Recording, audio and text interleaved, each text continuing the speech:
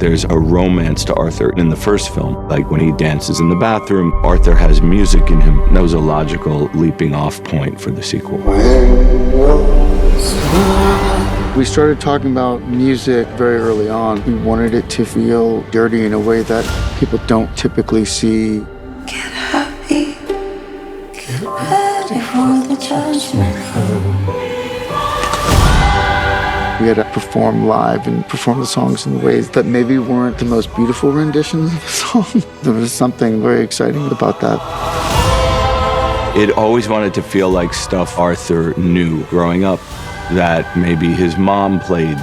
This music within him, it's messy, chaotic. It's expressing the complexity of love, and in a way it brings Arthur to life. I am free!